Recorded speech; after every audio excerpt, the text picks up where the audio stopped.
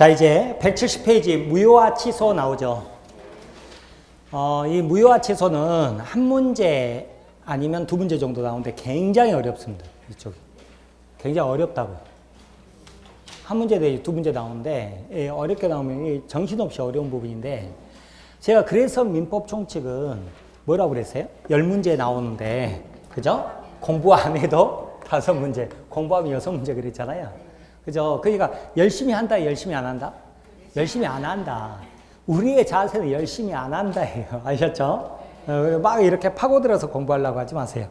대신에 딱 기본을 잡고 가잖아요. 그러면서 가면서 그냥 큰 욕심 안 부리고 하나하나씩 살붙여서 이렇게 나가다 보면 오히려 뭐 7, 8, 9개씩 이렇게 맞을 수 있다고 그랬잖아요. 그렇게 생각하세요. 아까 앞에서 배웠던 대리는 좀 정형화되어 있거든요. 그래서 좀 나은데 이 무효 취소는 굉장히 이렇게 좀 범위도 높고 어려운 부분이죠. 그죠? 어려운 부분인데 최소한 우리가 이제 좀 틀을 짜고 가는 게 있어야 되거든요. 그러니까 또 이야기 한번 들어보세요. 복습도 있고 그럴 거예요. 복습도 있고. 그러니까 한번 또 보세요. 자, 무효 취소인데 열심히 안 한다. 이 자세로 하는 거예요.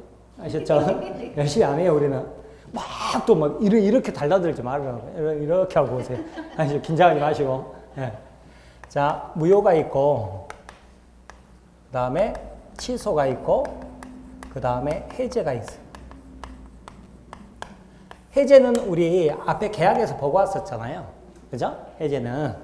자, 해제는 뭐예요? 채무 불이행이 있다. 그러면 상대방 계약 해지하고 손해배상 청구할 수 있다. 그랬잖아요. 그래서 해제는 오직 계약에서만 나오는 용어예요. 계약 해제 그렇습니다.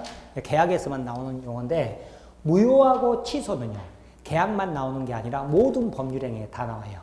그러니까 해제는 계약법에다가 집어넣는데 무효하고 취소는 민법 총칙에다 집어넣는 거예요. 단독행위도 무효 취소가 있을 수 있고 계약도 무효 취소가 있을 수도 있고. 아셨죠? 근데 계약 중에서 채무 불이행일 때 해제라는 용어를 쓴다.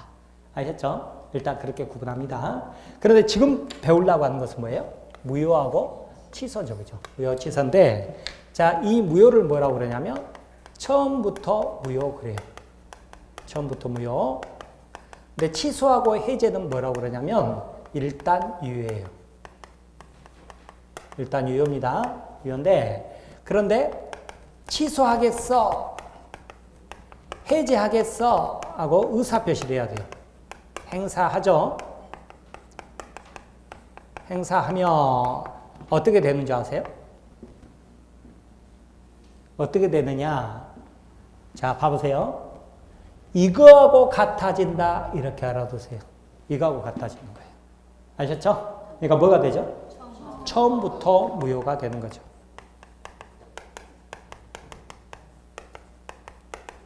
자, 그래서 이처럼 처음부터 이걸 뭐라고 그러냐면 소급표 이렇게 표현을 합니다. 자, 그러면 자, 무효는요. 봐보세요. 처음부터 무효죠. 취소하고 해제는 유효죠. 그죠? 차이가 굉장히 크잖아요. 그죠? 그런데 취소하고 해제는요. 취소하겠어, 해제하겠어 하고 의사표시를 해야 된다. 의사표시를 해야 되는데 그때 해제 이런다고 해제 안 된다고 그랬죠. 해제해서 의사표시가 상대방에게 도달을 해야 돼요. 그래서 일방적 의사표시이기 때문에 단독행위라고 그러는데 그것도 상대방에게 도달해야 된다. 상대방 있는 단독행위 그랬던 거예요. 유언 같은 건 어땠어요? 자기 혼자 이렇게 쓰면 된다고 그랬죠. 그죠? 조용히 상대방 없는 단독행위. 상대방에 도달할 필요가 없는데 상대방에게 의사표시가 도달해야 돼요. 그리고 일방적 의사표시만으로 효력이 발생하죠. 그런 권리를 아까 뭐라고 그랬죠? 형성권 이렇게 표현했죠. 그죠? 자, 이렇게 봐둡니다. 자, 그런데 무효는 처음부터 무효니까 주장하지 않아도 무효입니다. 반대로 말하면 누구든지 주장할 수 있어요. 그래서 무효는요. 또 어떻게 알아두시냐면 누구든지 언제든지 이렇게 알아둡니다. 뭐라고요? 누구든지 언제든지. 뭐가? 무효가. 근데 지금 무효하고 취소 공부하죠. 그죠? 취소는 어쩌냐? 누구든지 주장할 수 있는 게 아니에요. 세 사람밖에 주장을 못합니다. 왜 그래요? 취소 사유가 세 가지밖에 없잖아요. 뭐? 행위무능력이라고 안 하고 뭐라고 한다고 이제? 제한능력자. 그죠? 그 다음에 착오로 의사표시한 자. 또 사기강박 당에서 의사표시한 자. 그 세 사람만 할 수 있어요. 다르죠? 그 다음에 무효는 어찌냐면, 무효는, 자, 누구든지 언제든지잖아요. 10년, 100년이 지나도 무효 주장해서 찾아올 수 있어요. 근데 취소는 제가 그때 강박할 때 뭐 신군부한테 끌려가가지고 어쩌고저쩌고 그랬었잖아요. 그때 어땠어요? 12년 정도 지나버리니까 못 찾아왔다고 그랬죠. 왜 그래요? 3년, 10년 제척기간이 있어요. 그러니까 추인할 수 있는 날로부터 3년, 법률행위 했던 날로부터 10년 내. 근데 둘 중에 하나라도 도달했다 그러면 취소를 못해요. 그래서 제한이 있어요. 그래서 무효는 누구든지 언제든지예요. 취소는 취소권자 세 사람만. 그리고 언제든지가 아니라 3년, 10년이다. 이렇게 구분해서 알아두는 거예요. 자, 그 다음에 이제 또 조금 어려운 건데, 자, 봐보세요. 자, 계약을 했어요. 그리고 이행까지 했습니다. 그런데 계약이 무효 취소 해제됐어요. 그럼 줬던 거 돌려받아야죠. 그죠? 돌려받아야죠. 이것도 이제 동시행으로 해야 되는데, 반환 범위가 좀 다릅니다. 반환 범위가 다른데, 어떻게 다르냐? 그랬더니, 무효 취소는 부당이득 반환이란 용어를 씁니다. 부당이득 반환. 그런데 해제는요, 원상회복이라는 용어를 씁니다. 그러면서 우리 계약 해제는 이미 보고 왔었잖아요. 그죠? 자, 무슨 차이가 있냐면 여기는 선의, 악의 구분 없이 전 범위를 다 반환해야 되거든요. 근데 안 중요합니다.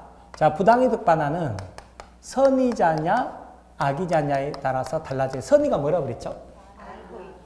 알았다. 아니, 선의는 몰랐다. 악의는 알았다. 저도 이렇게 생각보다 좀 띨빵해요. 그러니까 여러분이 정신을 좀 잘 차려야 됩니다. 그래서 반환 범위가 어떻게 다르냐면 선의는 현존익 반환입니다. 현존익 범위예요. 근데 악의자는 또 전범위예요. 다만 제한능력자 있죠. 제한능력자는 우리 법에서 미성년자 같은 경우 되도록이면 보호하려고 그래요. 그래서 어디다가 집어넣어놨냐면 현존익 반환으로 집어넣어놨습니다. 그런데 제가 강의 드릴 때 예전에 뭐라고 그랬냐면 채권법은 계약뿐만 아니라 부당이득, 불법행위, 사무관리 이런 게 다 들어가는데 우리 시험법에는 계약뿐만 시험법이라고 그랬거든요. 그러니까 부당이득 쪽이 우리 시험법이 안 들어가요. 그러니까 여러분들은 이 구체적 내용까지 몰라도 좋아요. 지금 알라고 하지 마세요. 이게 이제 들어가서 뭐 언급 한번 하겠습니다만 알라고 하지 마시고 다만 용어만 알아두라. 부당이득하고 원상회복. 다만 이거는 우리 시험법에 들어가죠. 그죠? 좀 어렵죠. 그죠? 어려운 부분인데 자, 무효 취소는 무슨 용어를 쓰고 부당이득 반환, 해제는 무슨 용어 쓰고 원상회복 이렇게 알아두시라고요. 아셨죠? 자, 어디 펴보시냐면 223페이지 펴보세요. 223페이지요. 222페이지 제목이 뭐예요? 계약의 해제죠. 그죠? 계약의 해제인데 223페이지 보면 박스 4번에 해제의 효과 나오죠. 그죠? 해제의 효과가 2번 보면 뭐가 나오죠? 쌍방 당사자는 서로 원상회복 의무를 부담한다. 그 말 나오죠. 그죠? 그죠? 그리고 이제 1번 보면 계약은 어때요? 계약일로 소급해서 소멸한다. 그 말 나오죠. 그죠? 이 말도 나오잖아요. 이 말 나오죠? 그리고 원상회복이란 용어도 나오고 그러잖아요. 자, 그래서 용어 정도만 이렇게 보고 넘어가는 겁니다. 아셨죠? 깊이 있게 공부하는 거 아니에요? 아셨어요? 네. 그래도 막 다 적고 반드시 머릿속에 집어넣어버려야지. 이러고 지금 방금 결심했죠? 하지 말라고요. 아셨죠? 네. 그리고 어쩐다고요? 무효 취소는 무슨 용어를 쓰고? 부당이득 반환, 그죠? 해제에서는 원상회복 의무였다. 그렇게 용어만 이렇게 아시는 것으로도 지금은 충분합니다. 아셨어요? 자, 그렇게 보고 가는 거예요. 자, 그 다음에 뭐가 있냐면 여기 좀 봐보세요. 이제 복습이에요. 복습인데 뭐냐면 우리 저저번 주에 확정 가능 적법 사회적 타당성 할 때 적법 사회적 타당성을 제가 어떻게 강의를 드렸었냐면 이 표가 원체 무효 취소가 어렵기 때문에 이 표 가지고 쭉 끌어가지고 끝까지 한번 가보는 거거든요. 근데 오늘은 완전 끝까지 가는 것은 아니에요. 근데 한번 우리가 갈 수 있는 데까지만 한번 가보는 거예요. 아셨죠? 복습이니까 또 한번 이야기 들어보세요. 자, 적법하지 않으면 무효다. 이것을 강행법규에 위반하면 무효 그랬죠. 위반하면 무효. 의무법규는 어땠어요? 뭐 특약으로 위반해도 되고, 그죠? 그러면서 강행법규 위반하고 달리 뭐가 있었냐면 103조 있죠. 이게 뭐였냐면 반사회적 법률행위 그랬죠. 반사회적 법률행위는 무효다 이랬죠. 그죠? 그리고 103조에는 뭐만 포함된다고 그랬냐면 104조. 이게 뭐였냐면 불공정한 법률행위거든요. 네. 불공정한 법률행위는 무효 이렇게 갔었죠. 그죠? 이게 이제 뭐예요? 적법하지 않으면 무효. 이게 사회적 타당성이 없으면 무효 그랬잖아요. 그때 제가 뭐라고 그랬냐면 여기는 법 규정이 있다고 그랬어요. 그래서 우리 중개사법 보면 초과 수수료 약정하지 마라 이렇게 돼 있거든요. 그런데 만약에 A가 B 공인중개사하고 초과 수수료 약정을 했죠. 초과 수수료. 지금은 수수료라고 안 하고 보수라고 그러죠. 그죠? 약정했다. 그러면 0.9%가 최고인데 1% 약정했다. 그러면 무효잖아요. 그죠? 무효죠? 그러면서 이때는 이제 초과된 부분 0.1%가 무효가 되겠죠. 그죠? 무효면 이행할 필요가 없잖아요. 근데 기왕에 이행했을 때 반환 청구할 수 있느냐? 초과 부분 할 수 있다 없다? 있다 그랬죠. 그래서 공인중개사는 결국 0.9%밖에 못 먹는다 그랬는데 왜냐? 준거 자체가 뭐는 아니다? 불법 원인 급여는 아니다 그랬죠. 왜? 법을 나중에 개정할 수 있으니까 중개사법을. 불법 원인 급여는 아니다 그랬어요. 기타 등등등 하지 마라는 이렇게 금지 규정들이 있는데 이 금지 규정을 모두 법으로 규정할 수 없다고 그랬죠. 그래서 두리뭉실 규정 103조 선량한 풍속 기타 사회질서 위반하면 그런 법률에는 무효다 이렇게 돼 있다고 그랬죠. 대표적으로 첩계약 그랬잖아요. 갑이 을하고 그죠? 첩으로 살아주면 아파트 한 채 줄게. 이것을 금지하는 법 규정은 없어요. 하지만 이건 뭐예요? 반사회적 범죄행위로 무효겠죠. 무효면 이행할 필요가 없죠. 근데 기왕에 이행을 했죠. 그죠? 이행했을 때 어떻게 되느냐? 첩으로 살 필요 없잖아요. 그죠? 근데 부동산을 준 것을 반환 청구할 수 있느냐? 이 문제잖아요. 할 수 있어요? 없어요? 없다 그랬죠? 왜 그래요? 준 거 자체가 불법 원인 급여니까 그랬죠. 자, 일부 일처제를 취하는 우리나라에서는 법을 개정할 수가 없어요. 첩계약 이유로. 그래서 이것은 불법 원인 급여다, 무효다. 그러니까 못 찾아와요. 찾아온 주지 마라 그랬는데 줬다 그러면 반환 청구한 거에 대해서도 국가가 도와주지 않겠다. 이거라고 그랬죠. 못 찾아오니까 결론적으로는 첩이 소유권을 취득하게 됐었죠. 자, 그런데 103조에는 104조가 포함된다 그랬죠. 불공정한 법률행위 그랬는데 그때 등장인물이 누구였어요? 김 할아버지였죠. 그죠? 김 할아버지가 어떤 상태였어요? 궁박 또는 경솔 또는 무경험 상태에 있었죠. 뭐 퇴직한 지 30년 지나서 저기 강원도의 산골짜기에만 살아서 궁박 또는 경솔 또는 무경험. 폭리자 을이 이를 알면서 악이죠. 이용할 의사가 있었어요.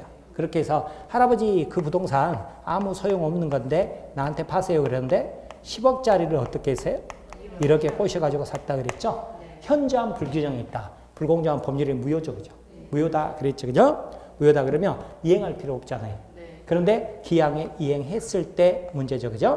자, 폭리자 을은 1억 원 반환 청구할 수 있다 없다? 없다. 왜 그래요? 불법 원인 급여니까. 그죠?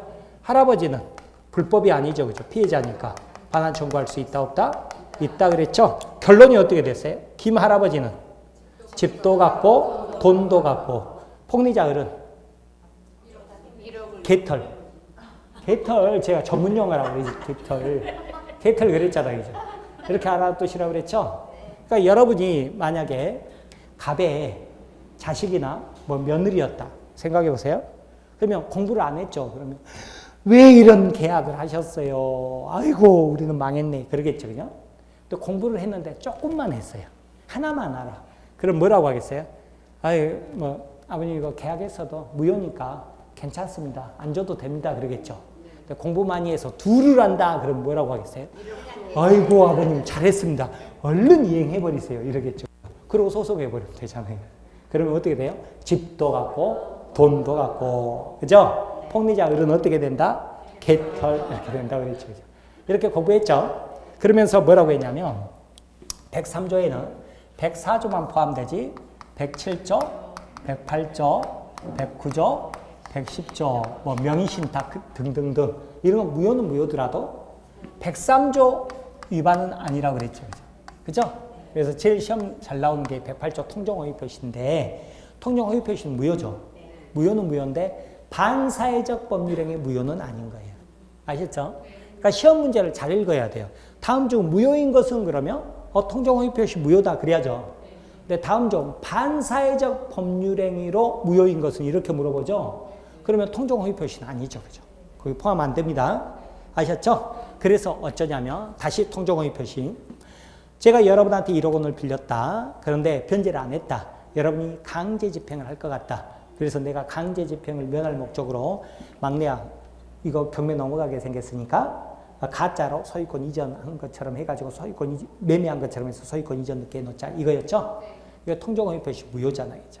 무효인데 내가 여러분한테 변제했습니다. 이제 문제 없죠? 그러면 내가 막내 이제 걱정 없어 나한테 다시 소유권 이전 늦게 해줘 할 수 있어요 없어요? 있다고요. 왜? 불법 원인급여가 아니니까. 아셨죠? 불법 원인급여가 아니에요. 반환 청구할 수 있다고 아셨죠? 자 그런데 이때 막내가 뭐라고 그러냐면 형님 기왕 소유권 이전 늦기까지 됐는데 이렇게 된 거 내가 제값을 쳐줄 테니까 차라리 나한테 파시지 그래요? 그래서 그럴까? 좋아 그렇게 하자. 이걸 뭐라고 그래요? 추인 그러는 거예요. 추인. 추인이라고 그러는 거예요. 아셨죠? 그러면 그때 어떻게 되냐면 그때 청약과 승낙에 의해서 새로운 매매 계약이 체결된 거예요.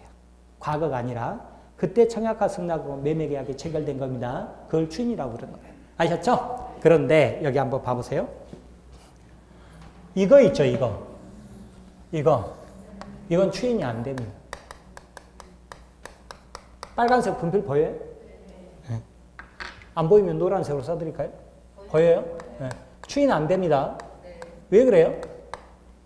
네, 추인해봤자 또 뭐예요? 1% 계약이잖아요. 추인해봤자 또 뭐예요? 첩계약이잖아요. 추인해봤자 또 불공정한 법률행위죠. 그러니까 추인해봤자 효력이 없어요. 추인해봤자 효력이 없어요. 그러니까 이런 것들을 뭐라고 그래요? 확정적으로 무효다 그러는 거예요. 확정적으로 무효다 그래요. 아셨죠? 네, 그렇게 이야기를 하죠. 그런데 이것은 뭐예요? 추인할 수 있었어요? 없었어요? 추인할 수 있었잖아요. 이게 또 다른 거죠. 그죠? 다르죠? 그래서 이거는 어떻게 되냐면 추인할 수가 있습니다. 어떤 거였죠? 107조 비즈니스 표시 원칙은 유효인데 상대방이 알았거나 알 수 있었을 때 무효 그랬죠. 그 다음에 통정허위 표시 이런 거 있죠. 그죠? 뭐 무효 가등기 기타 등등 뭐 어쩌고 저쩌고 막 이런 것들이 이제 나중에 나올 거예요. 기타 등등 나오는데 이건 추인할 수 있어요. 추인할 수 있어요. 그러면 뭐라고 그랬어요? 새로운 법률행위로 본다 그랬죠. 소급표가 없습니다. 소급표 없이 뭘로 봐요? 그때 새로운 청약과 승낙으로 매매 계약을 한 것으로 봐요. 새로운 법률행위로 본다. 이렇게 돼 있어요. 이렇게 여러분이 구도를 짜야 됩니다. 좀 어려워도 그러지 않으면 무효 취소 하나도 정리가 안 돼요. 이걸 모르면. 그러니까 단순 암기해야 돼요. 근데 여기서 조금 더 어려운 거 해볼게요. 할까요, 말까요? 여기까지 어렵나요? 이해됐나요? 그럼 조금 들어가 봅니다. 네. 들어갈 거예요. 근데 뭐 여기를 안 보고 계속 딴 거 보고 있네? 적지 말고 여기 보시라니까요. 여기 보세요. 여기 보세요. 자, 그런데요. 추인에 소급표를 주기 위해서 나온 이론이 있어요. 이게 바로 뭐냐면 유동적 무효예요. 이랬더니 또 머리가 띵하죠. 그죠? 괜찮아요. 그래도 들어보세요. 자, 그러면 유동적 무효가 어디가 있느냐? 이야기 한번 들어봤죠. 그죠? 네. 토지거래허가. 그래서 이거는 어떻게 하시냐면 무무토 이렇게 합니다. 유동적 무효 있잖아요. 유동적 무효는 뭐라고요? 무무토 이렇게 알아두세요. 토지거래 허가는 뭘까요? 3번 이거겠죠. 그죠? 정말 무조건 할게요. 무조건 할게요. 여기가 토지거래 허가예요. 자, 토지거래 허가는 뭐라고 그러냐면 계약은 했거든요. 계약은 했는데 아직 허가를 안 받았어요. 그럼 무효죠. 그죠? 무효죠? 근데 나중에라도 허가를 받게 되죠. 그럼 유효로 바뀌어버려요. 그러니까 지금 이 상태를 뭐라 그래요? 무효는 무효더라도 유동적이다. 유동적 무효다 그러잖아요. 그런데 그때 허가를 받죠. 허가를 받으면 어떻게 되냐면 소급해서 유효가 된다. 그렇게 돼 있어요. 우리 판례를 보면. 자, 그 다음에 이제 무 나오죠. 그죠? 이 무가 뭐냐면 우리 방금 공부하고 왔던 무권대리 있잖아요. 무권대리는 본인이 책임져야 안 져요? 안 지죠. 그죠? 누가 책임진다고 그랬어요? 협의회 무권대리인이 책임진다고 그랬죠. 그죠? 그런데 본인이 추인할 수 있다고 그랬나요? 아빠가 인정할 수 있다고 그랬죠. 그죠? 아버지가 인정하죠? 그러면 어떻게 되냐면 소급해서 계약시로 소급해서 어떻게 되냐면 유권대리와 동일한 유력이 발생합니다. 자, 이렇게 돼 있어요. 이렇게 돼 있는데 우리 판례에 따르면 이것을 그대로 유추 적용한다. 똑같이 적용한다. 이게 뭐냐면 무권리자의 처분행위. 무권리자의 처분행위 뭐라고 그랬죠? 네? 네, 무효 그랬잖아요. 그랬죠? 무권리자 처분행위 무효 그랬죠? 무효권리자 처분행위는 채권행위 단계에서는 타인의 권리 매매 계약은 유효인데 물권행위 단계에서는 무권리자 처분행위 무효 그랬어요. 몰라도 좋아요. 몰라도 좋은데 어디서 막 들어본 것 같다. 그러기만 해도 나는 반천재인가? 이렇게 생각하면 돼요. 그런데 무권리자 처분행위는 무효거든요. 근데 이 무권리자 처분행위를 추인하잖아요. 추인하죠? 그러면 소급해서 처음부터 유효가 됩니다. 유효가 됩니다. 그래서 이것을 제가 어떻게 무토 그러는 거예요. 무토인데 이것을 개별적으로 이거 하나씩 뭐 소급표 있니 없니 이렇게 하죠. 그게 눈에 볼 때만 보이는 것이지 그게 어떻게 머릿속에 정리가 되겠어요. 그러니까 이런 식으로 전체적으로 정리를 해야 돼요. 아셨죠? 그리고 나서 지금은 여기가 안 나오지만 이제 토지거래 허가 제도에서 여기까지죠. 그죠? 여기까지는 아직 유효로 못 갔죠. 무효죠. 무효는 무효인데 뭐라고 그랬어요? 유동적 무효라고 그랬잖아요. 그러면 이제 유동적 무효 이론들 있죠. 그죠? 이렇게 해서 쭉쭉쭉쭉 이렇게 갈 거예요. 지금은 안 가고, 지금은 어디까지만? 여기까지만 보는 거예요. 여기까지만. 이렇게 갈 거라고요. 그러니까 이런 식으로 전체적으로 정리를 해야 돼요. 정리를 해야 여러분들이 시험 문제를 맞출 수가 있습니다.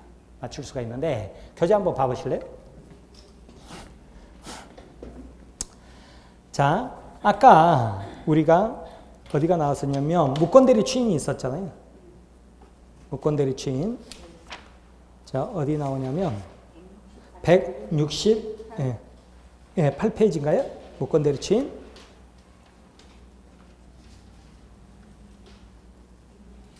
자, 거기 보시면 무권대리 1번, 큰 1번에 본인의 추인권 나왔었죠. 박스 133조 나오죠. 추인은 다른 의사표시가 없는 때는 뭐라고 돼 있어요? 계약 시에 소급해서 그 효력이 생긴다 그랬죠. 이걸 달랑 봐가지고 이게 여러분이 어떻게 시험 문제 맞추겠냐. 저렇게 정리를 해야 맞출 수 있는 거예요. 자, 그래서 거기 쭉 아래 보면 양가로 5번에 추인의 효과, 추인한 날로부터가 아니라 계약시로 거슬러 올라가서 소급하여 무권대리 행위는 유효가 된다. 그렇게 나오죠. 그죠? 아셨죠? 이렇게 보는 거예요. 이렇게 보는 거고, 나중에 토지거래 허가에서도요, 이거 보다 보면 뭐라고 나오냐면, 유동적 무효다. 그런데 나중에라도 허가를 받으면 계약시로 소급해서 유효가 된다. 이렇게 나올 거예요. 그리고 나중에 이제 우리 기본서나 문제 풀 때 보면 우리 판례가 법조문에는 없지만 무권리자 처분행위, 그죠? 처분행위는 무권대리 추인 규정을 유추 적용한다. 이렇게 돼 있어요. 그래서 나중에 그 유권리자가 처분하죠. 그럼 소급해서 유효가 되는 거예요. 이런 것들인데 소급안이 많이 막 이런 것들이 있잖아요. 이런 것들이 문제 나오면 굉장히 어렵거든요. 어려운데 우리는 이렇게 전체적으로 하나를 정리해서 가는 거예요. 아셨죠? 이것으로 제가 안 끝난다고 그랬죠? 안 끝난다고 그랬죠? 이 준비된 게 많아요. 막 나중에 여기 알바기도 막 하고 할 거예요. 이렇게. 근데 지금은 안 해요. 지금은 안 해요. 네. 궁금하죠? 막. 궁금해 죽겠죠? 그러니까 막 1월달이 제발 빨리 와라. 막 그냥 막 궁금해 죽겠네. 막 이렇게 가면 되는 거예요. 지금은 뭐예요? 이렇게 여기까지 정리하고만 온 것만 해도 대단한 거예요. 이렇게 생각하시고 여러분이 보세요. 잊어먹어도 좋으니까. 아셨죠? 그래야 무효와 취소에서 어려운 문제도 여러분들이 잡아갈 수가 있어요. 그치? 백날 단순히 법조문 하나 소구바에 거기다 백날 별표 막 3개 찾다가 나중에 사성자군 4개 찾다가 막 5개 찾다가 해봤자 여러분 문제 해결 능력이 안 돼요. 그러니까 이렇게 잡아나갑니다. 아셨죠? 자, 그러면 다시 이제 교재로 오세요. 170페이지입니다.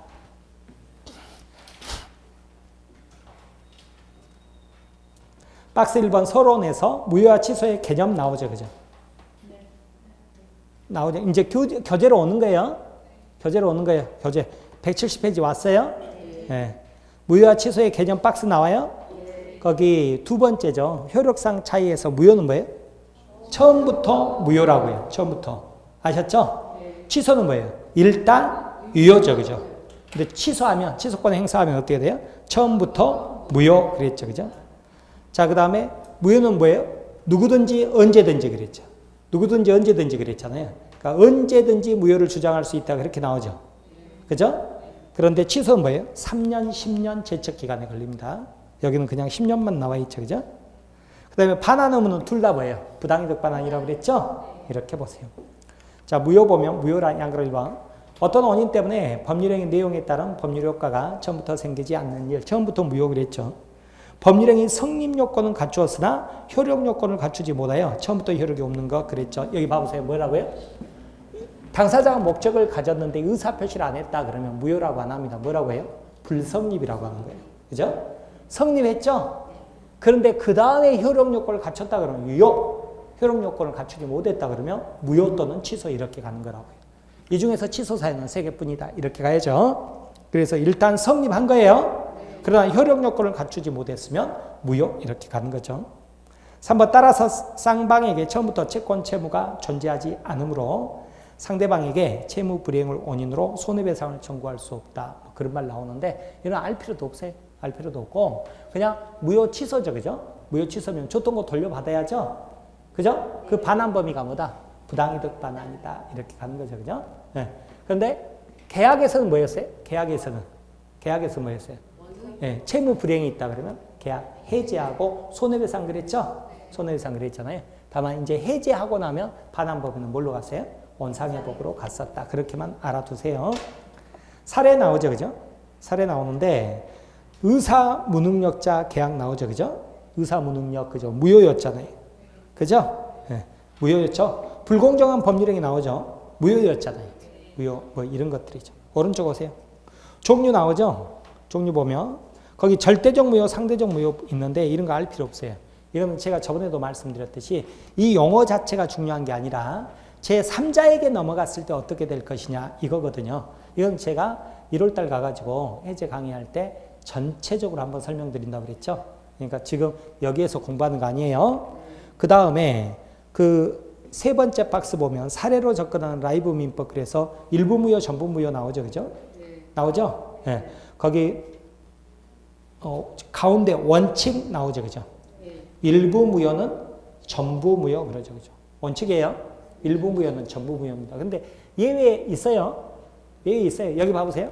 벌써 예외 사실은 나왔어요. 나왔는데 그게 뭐였냐면 이거 있잖아요. 초과 수수료. 0.1%만 무효죠. 원칙적으로 전부 무효해야죠. 근데 예외적으로 이런 경우는 0.1%만 무효해요. 그러니까 예외도 있기는 있어요. 근데 원칙적으로는 어때요? 일부 무효는 전부 무효 그런 거예요. 일부 무효는 전부 무효 그런 거예요. 그렇게만 알고 넘어가는 거예요. 큰 4번 무효의 효과 나오죠. 무효는 처음부터 무효라고 그랬죠. 그러니까 어때요? 채권 채무가 없으니까 서로 간에 이행 책임이 없죠. 이행 책임이 없으니까 어때요? 채무 불이행이라는 것도 없겠죠. 그러니까 뭐예요? 채무 불이행에 따른 손해배상이라는 것도 없겠죠. 그렇죠? 이렇게 가는 거예요. 거기 동그라미 2번에 나오죠. 넘기세요. 그러면 줬던 건 돌려받아야죠. 이거를 뭐라고 그랬어요? 부당이득 그랬잖아요. 이제. 부당이득. 그래서 동그라미 1번 보면 쌍방이 얻은 이익은 법률상 이익 없는 이득으로서 부당이득으로 반환해야 되는데 이행도 동시행이었으니까 무효 취소 해제돼서 돌려주는 것도 서로 간에 뭐겠어요? 동시행 그러겠죠. 그래서 2번 쌍방 반환 의무는 동시행 관계에 있다 그랬죠. 그죠? 네. 자 이렇게 보시고 그 내용 같은 경우는 별로 중요하지 않고요. 그 다음에 박스 3번 이제 취소 나오죠. 무효보다는 취소가 더 어렵습니다. 취소가 어려운데, 자, 취소 개념. 일단 유효였죠. 그죠? 유효였는데 취소하겠어. 의사표시를 해야죠. 그죠? 의사표시를 해야죠. 그러고 나면 뭐라고요? 어떻게 된다고요? 이렇게 하시라고 그랬죠? 처음부터 무효 그랬잖아요. 처음부터 무효 그랬죠? 자, 비교 개념 이미 우리 보고 왔었는데, 해제 말고 뭐도 있었어요? 해지도 있었잖아요. 해지 있었죠?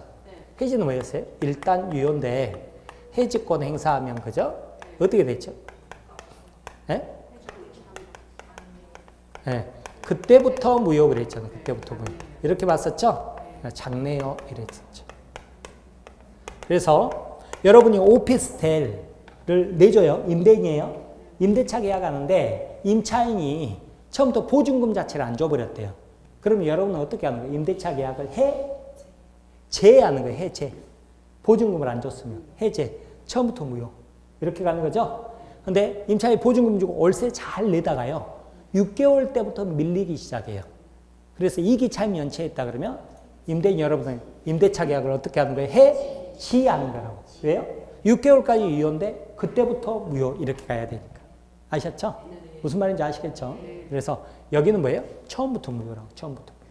처음부터 무효. 취소도 마찬가지고. 아셨습니까? 그렇게 생각하시기 바랍니다. 자, 그렇게 보고 이번에 사례 절대적 취소, 상대적 취소 이것도 보지 마세요. 제 3자와 관계는 제가 종합적으로 설명드린다고 그랬으니까. 그리고 나서 양가로 1번에 보면 취소권자 나오죠. 그죠? 취소권자 나오는데 우리 교재가 조금 애매하게 나왔어요. 애매하게 나왔는데 여러분은 어떻게 하시라고요? 취소 사유는 딱 세 가지니까 누구예요? 제한 능력자, 그 다음에 착오로 의사표시한 자, 그 다음에 사기 강박으로 의사표시한 자 그런 거죠. 그 다음에 이것을 대리한 사람 있죠. 그죠? 취소권, 해제권에 대해서만 특별 수권을 받을 수 있잖아요. 대리인이. 그죠? 그러면 그 사람이 뭐 할 수 있어요? 취소할 수 있겠죠. 그 다음에 부모님이 취소권자였는데 부모님이 사망했어요. 그럼 자식이 상속할 거 아니에요. 그러면 취소권도 상속하겠죠. 그죠?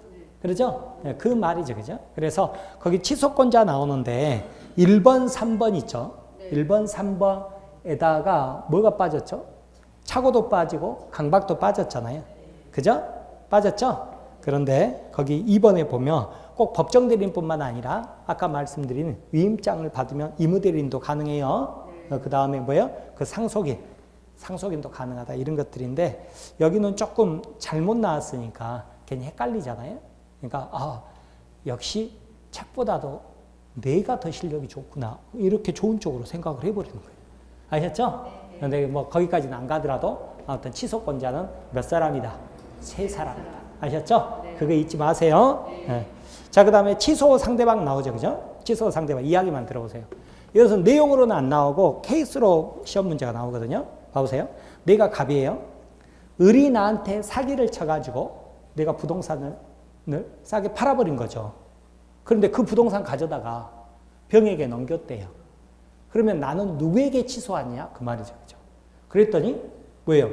사기 강박한 사람이 누구예요? 을이죠. 을에게만 해라 그 말이에요. 내가 갑이고 을에게만 해라. 병이 지금 가지고 있다고 병에게 취소하죠? 그럼 병이 뭐라고 하겠어요?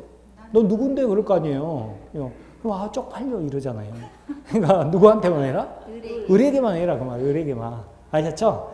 계약은 상대방 그랬죠? 상대방으로부터 목적을 양수한 제3자 병이 아니다 그 말이에요. 자, 그렇게 보시고 오른쪽 오세요.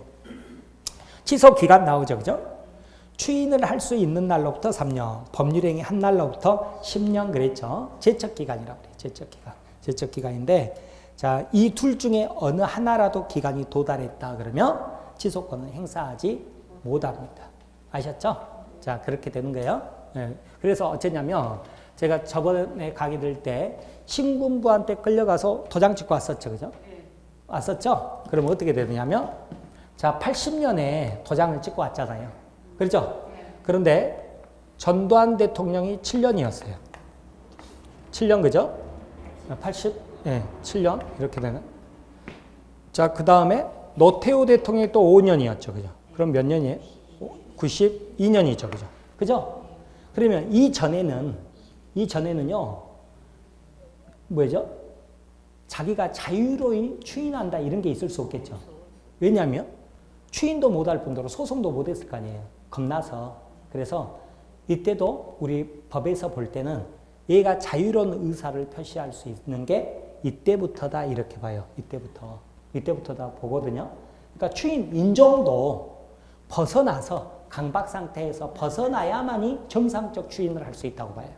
그러니까 이때로부터 언제까지 할 수 있냐면 3년 할 수 있거든요. 3년 할 수 있으면 몇 년이에요?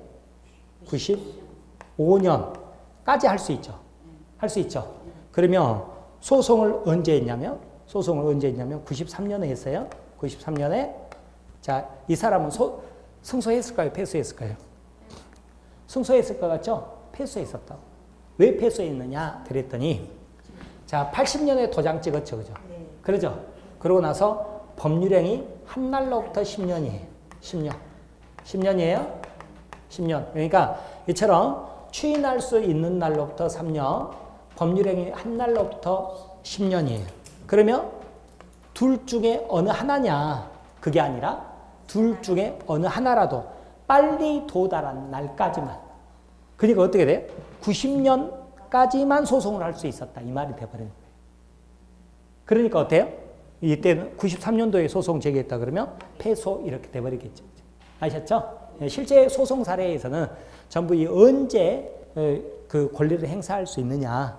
이게 굉장히 실제 사례에서는 중요합니다.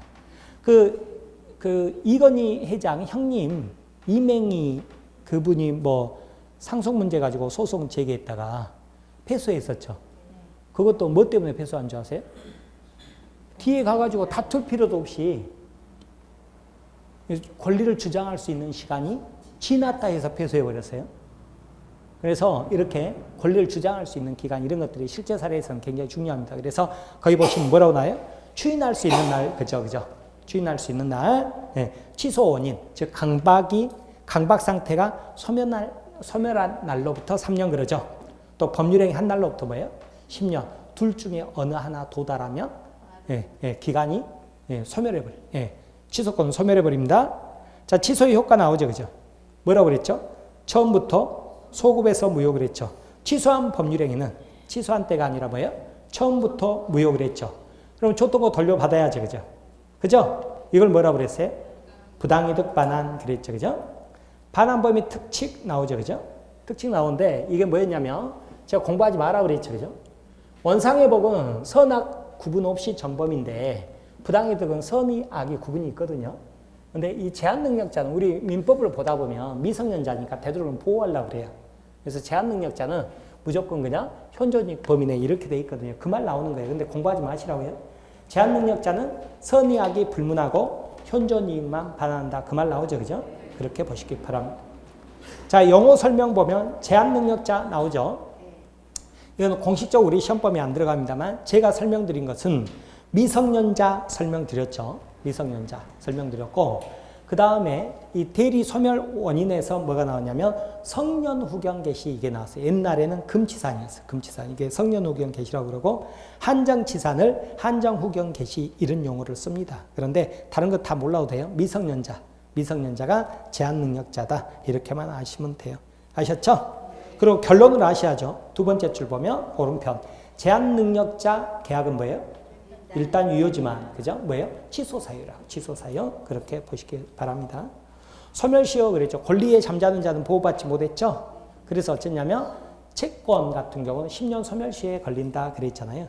그런데 3번에 제척기간 나오죠. 그죠? 제척기간도 뭐예요? 이것도 기간 제한이잖아요. 근데 우리 시험범위에 안 들어가는데 소멸시효는 시효 중단이라는 게 있어요. 시효 중단이라는 게 있는데 제척기간은 시효 중단이라는 게 없어요. 무조건 가는 기간이 그런 건데 알 필요 없어요. 뭐 출소기간, 소송을 제기하는 기간 뭐 이런 것도 알 필요 없고 5번도 아까 나왔습니다만 자세히 알 필요 없는 것들이에요. 이런 내용 고민해서 보는 거 아니에요. 우리 시험범위에 안 들어간다고 그랬어요. 그러니까 나올 때마다 하나하나 그냥 들어보고 끝내는 거예요. 아셨죠? 자, 이러면 무효 취소에 대해서 설명드렸는데 무효 취소 세부적인 것보다는 어때요? 이렇게 큰 것들 있죠. 그죠? 큰 것들, 용어하고 큰 것들. 그리고 이 내용이 있죠. 그죠? 이 내용이 굉장히 어렵습니다만 여기까지는 괜찮죠. 그죠? 왜 괜찮아요? 두 번 했으니까. 그죠? 오늘 이제 추가로 한 거잖아요. 이제. 이거. 이거 이렇게 봐주는 거예요. 아셨죠? 또 10분 쉬세요.